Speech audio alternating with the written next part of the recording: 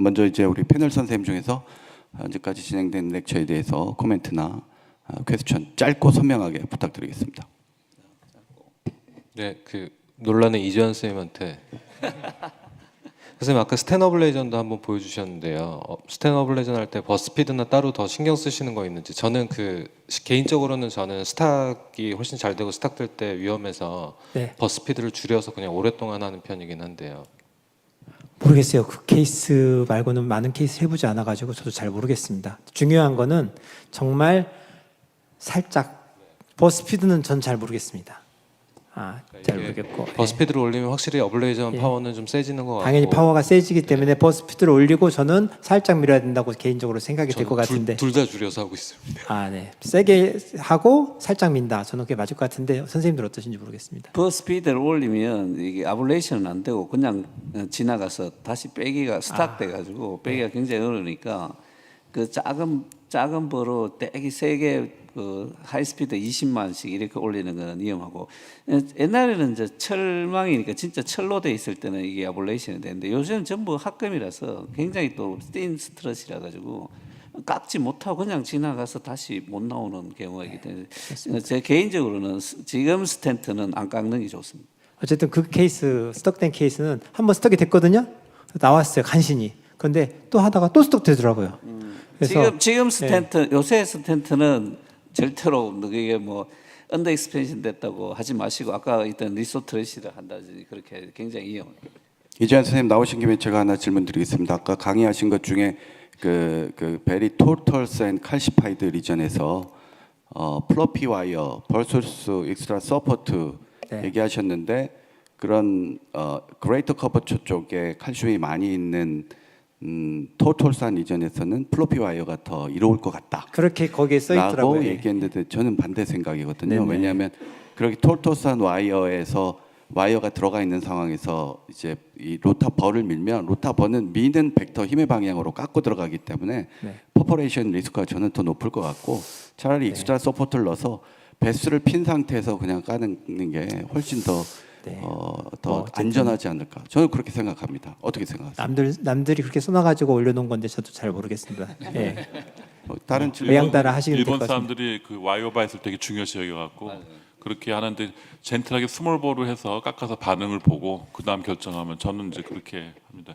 든 김에 코멘트하면 지금 리소트럽션은 이것도 신의료 기술 해갖고 아침 세션에도 잔뜩 했지만 이게 600에서 650만 원 그리고 언제 그러니까 이게 소수 극소수의 산자들을 대상으로 저 돈 내고 우리가 저렇게 해야 되나 생각이 들 정도 좀 아까 그 적어도 바이박이라고 저희 중지의료학회에서 임펠러 직전에 하기 전에 쓸 수 있는 싼 거 중국산 그것도 했는데 얼마 전 리젝트 됐는데 그런 식으로 이게 참 그렇습니다. 그래서 한 가지 정보는 저희가 그 CV 바이오라는 한국 회사랑 해갖고 국산을 만들었었는데 KFD 승인 받는데 돈과 절차가 많이 들어서 아직 쓰지는 못하고 그 사이에 중국제 많이 여러 나라 쓰는 거 있는데 중국제 수입해서 한 200만 원 선에서 다기관 리리를 하려고 준비하고 있거든요. 그래서 혹시 생각이 드시는 분은 저한테 연락 주시면 좋겠고 이 돈이 쌓야 일단은 좀 버틸 수 있는 장비 아닐까.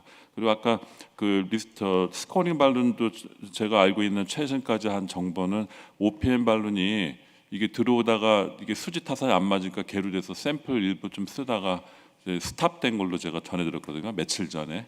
그래서 그 뭐 또 다른 정보인지 모르겠는데 그래서 그거 대용으로 그것도 UHP 울트라 하이 프레셔 발룬이라는 걸 하나 한국에서 만들어서 지금 저희 병원도 쓰고 있는데 그것도 CV 바이오 건데 더블 레이어로 해서 벌스트 프레셔는 30이 노미널이고 벌스트가 40기압까지 40기압 인플레이터는 제노스에서 나오거든요. 40기압까지 해서 또 거의 안 터지는 듀얼 레이어 프로파일 비교 작게 만들어서 OPN을 지금 대체해서 저희는 쓰고 있습니다. 그래서 참고로 필요하신 분들은 한번 써봐도 될 것 같고 스코링 발룬에서 빠진 거는 아까 그립 발룬 도깨비 방망이처럼 오들도들한 거 엠보싱 같은 거 그런 거 또 하나 있는데 어쨌든 그 세 개 스코링 발룬은 다 뭐 조금 효과가 있는 것 같긴 한데 마음의 위로가 더 큰 거 아닌가 생각이 들고 커팅 발룬을 이제 넌 ISR도 좀 쓸 수 있게 해야 더 강력한 프리 리전 트리트먼트가 되지 않을까 하는 것이 제 코멘트입니다. 다른 분들 네, 다른 패널 선생님 의견이나 코멘트. 질문 하나만. 네, 저희 일단 신의료 기술들에 대해서 많은 분들이 잘 강의해 주셔서 너무 잘 들었습니다. 빨리 이제 국내에 들어오면 좋겠고 일단 비용이 가장 허들이라고 저도 생각을 하는데 제가 두 가지 이제 지금 이제 IBL도 비용은 만만치 않고 그래서 이제 해외에서 쓴 케이스를 보면 IBL 사용하면서 이제 로타를 같이 사용했던 케이스가 있다거나 이런 것도 있는 것 같습니다. 근데 이제 결국에는 그 두 가지를 꼭 사용해야 될 케이스가 어떤 건지 그리고 만약 사용을 한다면 순서를 어떻게 할지 IBL을 먼저 하는 게 좋을지 로타를 먼저 하는 게 좋을지 뭐 케이스 바이 케이스인지에 대한 의견이 좀 궁금하고 또 한 가지는 양정일 교수님께서 말씀 주신 임펠라가 이제 국내에 들어온다면 아까 말씀 주신 것 중에 심정지에서는 이제 임펠라보다는 에크모가 좋겠다라고 하셨고 그 이유로 하이폭시아를 예를 드셨습니다. 근데 그런 경우 이제 어큐트한 이제 마이오카이다이티스나 MI에서 결국 풀모널 에데마로 하이폭시아가 조금 예상이 되는 상황에서 이 임펠라를 사용하는 것이 좀 괜찮을지 이런 것들이 좀 궁금합니다. 양정훈 선생님 시간 아끼기 위해서 먼저 나와 계세요. 예. 첫 번째 질문 로타 IBL 먼저 대답드리면 IBL이 고가의 장비인데 사실 들어가다가 스톱되거나 하면은 이거를 다시 꺼내야 되는 문제도 있고요. 터지기도 하고 이래서 사실 이렇게 어드밴스가 안 되는 경우에 로타로 먼저 갈고 들어가는 게 맞아서 순서가 로타 플러스 IBL이 맞는 것 같습니다. 그래서 로타도 크랙을 줄 수 있지만 어쨌든 딥칼슘까지 있어서 IBL이 필요할 경우 이럴 때는 로타 플러스 IBL이 필요하겠고 진입 안 될 때는 로타가 반드시 필요할 것 같습니다. 그리고 IBL 넘어가기 전에 이제 우리가 프리벌룬을 하기도 하지만 그거를 판단하는 기준으로 어쨌든 OCT가 우리가 마이크로 크랙 보기에도 좋으니까 OCT 카테터를 먼저 넣어보고 그게 지나가면은 이제 IBL도 지나갈 수준은 되겠다라고 그런 정보를 얻을 수 있을 것 같습니다.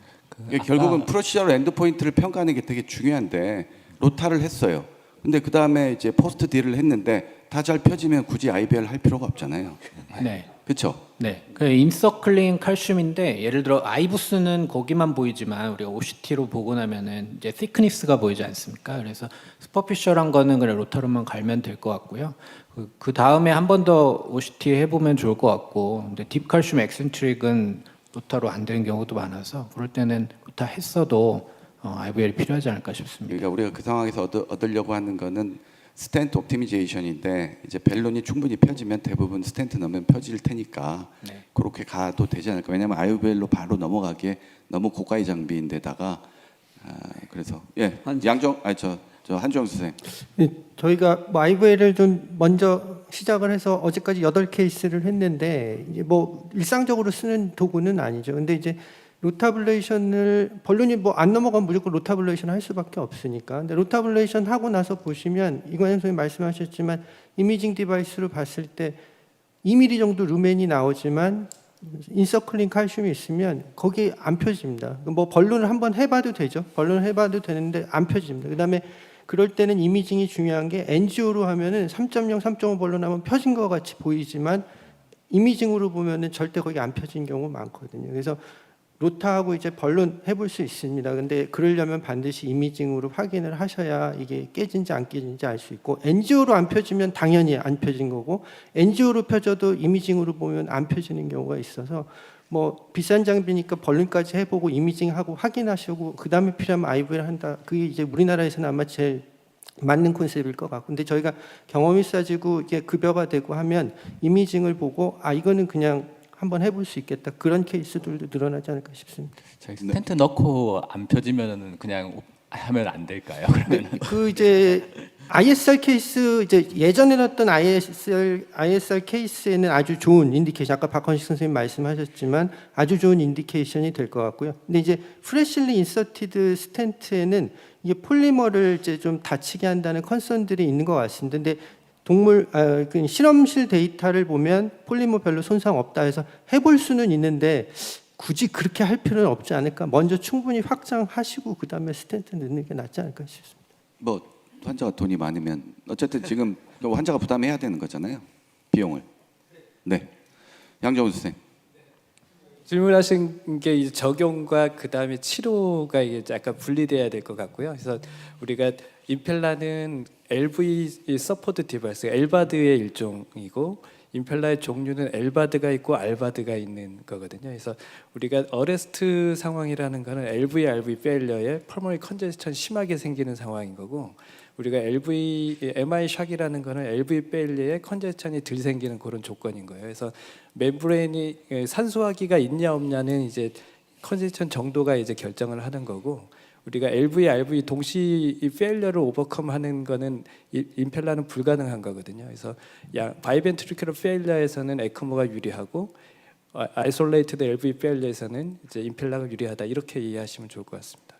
그러면 근데 네, 얘기하세요. 그 어레스트 상황에서 저희들이 보통 에크모를 넣고 이제 안주를 보게 되잖아요. 근데 지금 임펠라의 적응증을 보면은 MI가 확인이 돼야지 임펠라를 넣을 수 있는 이런 상황이 되기 때문에 사실 그러면은 그냥 우리가 그 응급실에서 임펠라를 넣어야겠다고 결정해서 올라오는 경우는 없이 그냥 안주하다가 MI 환자가 발견되면은 그때 가서 넣을 수 있는 그런 상황이 될 것 같은데 어떻게 생각하세요? 우리가 이제 MI를 의심하고 진단하는 게 눈으로 딱 확인해야지 되는 건 아니니까, 응급실에서 심전도에서 스테미가 당연하다 그러면 이제 스탠바이를 할 수 있는 거죠. 그래서 코로나리를 꼭 찍어야지 넣다, 이런 개념은 아닌 것 같습니다.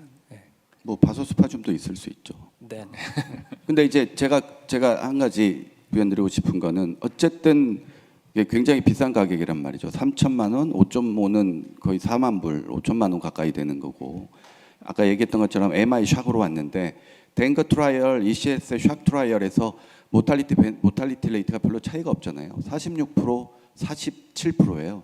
근데 여기서 좋다고 하는 건 메디컬 세라피 대비 좋다라고 하는 건데, 희한하게 더 좋은 환자군을 댕거 샥 트라이에서는 인롤 시켰는데 브레인 인저리 없는 메디컬 세라피군이 거의 58%에 더 모탈리티가 더 많이 생김으로써 얘가 반사 이익을 얻은 건데, 이게 실제 우리가 MI 샥 환자 왔을 때 거의 같은 모탈리티, 50% 가까운 모탈리티를 보이는 두 디바이스를 어떤 걸 선택해야라고 생각했을 때 고민이 안 될 수가 없을 것 같다. 네, 그래서 그 부분은 이게 트라이얼이 한쪽은 30데이 모탈리티고요, 하나는 6개월 모탈리티입니다. 그래서 우리가 옛날에 텍스트북에는 서바이벌이 샥은 서바이벌하면 평생 잘 산다, 이렇게 텍스트북 기술이 돼 있었는데, 최근은 카디오제닉 샥이 믹스드 피처가 되게 많아요. 올드에이지에 코모비디티를 많이 갖는. 그래서 요즘 우리나라 빅데이터도 그렇고 외국 데이터도 그렇고 카디오제닉 샥이 서바이벌을 하고 퇴원해도 꾸준히 많이 사망합니다. 그래서 6개월 데스로 따지면 이 시리즈 샥 트라이얼의 양군이 훨씬 더 올라가게 됩니다. 그래서 그 상황을 좀 이해해 주시면 좋을 것 같습니다.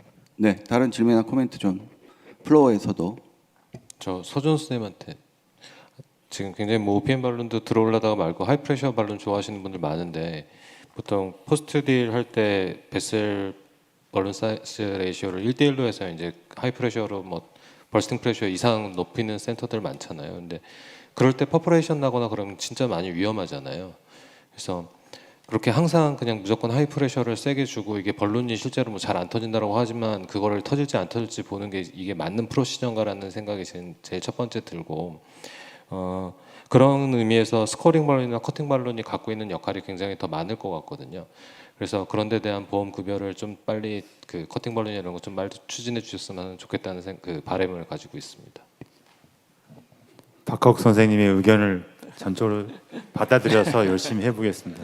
그래서 진짜 중요하거든요. 왜냐하면 리전 프리퍼레이션이 제일 중요합니다. 리전 프리퍼레이션이 잘 안 된 다음에 컴플렉스 PCI에서 진짜 리전의 컴플렉시티를 어느 정도 해결해주고 마무리를 짓지 않고 하면 스텐 언더 익스펜전 생기고 그러면 거기에 따라서 컴플렉시티 다 생기기 때문에 그런 것들에 대한 행정적인 인지를 많이 갖게 했고요. 그리고 곧 커팅 벌룬 같은 경우는 보험 고시가 날 거고, 그다음에 지금 저희가 또 하고 있는 게 IVL도 지금 신의료 기술 탔지만은 보험 급여를 받기 위해서 지금 신청을 해서 지금 하고 있습니다. 그래서 이제 그러면 또 많이 싸워야 되는데, 보험 급여를 받는다는 건 저희가 단순하게 나라에서 해주는 게 아니라 그러면 급여의 조건과 근거를 대야 되고, 그다음에 의사들의 행위를 다 일일이 다 따져야 되거든요. 그게 상대가치 점수라는 겁니다. 타비가 이렇게 그러니까 행위 수가가 낮게 된 거는 너무 빨리 서로 하고 싶어가지고 행위 수가를 그냥 말도 없이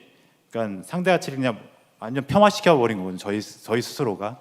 그래서 NGO 그냥 CAG보다도 못한 가격을 받는 그런 결과가 나서 IBL 같은 경우도 그런 절차를 지금 시행하고 있고 한지원 선생님이 8케이스나 했다 그래서 쪽 최경호 선생님이 많이 보험위원이니까 우리 양정원 선생님도 저 때 많이 괴롭힘을 당하셨는데 최경호 선생님한테 한번 부탁을 해서 IBL도 좀 같이 작업을 할 수 있도록 하겠습니다. 아무튼 여러 가지 이슈들에 대해서 지금 솔직히 뭐 윤석열이 만든 그런 이벤트 때문에 좀 태생은 안 좋지만 많이들 저희가 혜택을 받는 것들이 많이 있거든요. 그래서 빨리 정권이 바뀌기 전에 빨리빨리 해야 돼서 뭐 있으면 빨리 얘기해 주시기 바랍니다.